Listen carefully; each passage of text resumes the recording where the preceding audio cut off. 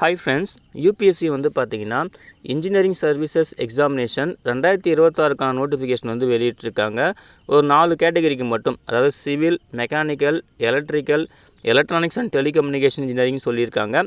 அப்ராக்சிமேட்டாக ஒரு 474 வேகன்சி கிட்ட சொல்லியிருக்காங்க.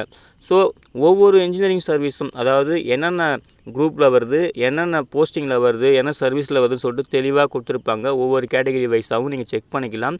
அப்புறம் எக்ஸாம் சென்டர் பற்றிலாம் சொல்லியிருக்காங்க. ப்ரிலிம் எக்ஸாம், மெயின் எக்ஸாம் அப்படின்னு சொல்லிட்டு இதுக்கு இந்தியன் சிட்டிசன்ஸ் யார் வேணாலும் அப்ளை பண்ணலாம் அப்படின்னு சொல்லியிருக்காங்க. சரிங்களா?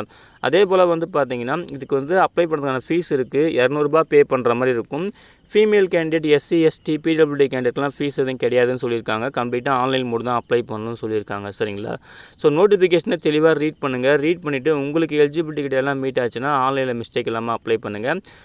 இதுக்கு வந்து அப்ளை பண்ணுற லாஸ்ட் டேட் வந்து பார்த்தீங்கன்னா 16 அக்டோபர் 2025. அதே போல் எஜுகேஷன் குவாலிஃபிகேஷன் பொறுத்த வரைக்கும் நீங்கள் அவங்க சொல்லியிருக்கிற அந்த டிபார்ட்மெண்ட்டில், அதாவது அந்த category wise civil, mechanical, electrical, electronics and telecommunication இன்ஜினியரிங்க்கு நீங்கள் ரிலவெண்ட்டாக வந்து ஒரு டிகிரி வந்து கம்ப்ளீட் பண்ணியிருக்கணும். சரிங்களா? ஸோ டிகிரி அந்த மாதிரி நீங்கள் கம்ப்ளீட் பண்ணிங்கன்னா பிஇ, பிடெக் வந்து முடிச்சிருந்தீங்கன்னா நீங்கள் தாராளமாக அப்ளை பண்ணலாம். நோட்டிஃபிகேஷனை கிளியராக பாருங்கள். பார்த்துட்டு எலிஜிபிலிட்டி கிட்ட எல்லாம் மீட் ஆச்சுன்னா ஆன்லைனில் மிஸ்டேக் இல்லாமல் அப்ளை பண்ணுங்கள். லாஸ்ட் டேட் வந்து 16 அக்டோபர் 2025. ஓகேங்களா? அப்ளை பண்ணுற எல்லாருக்கும் wish you all the best. Thank you.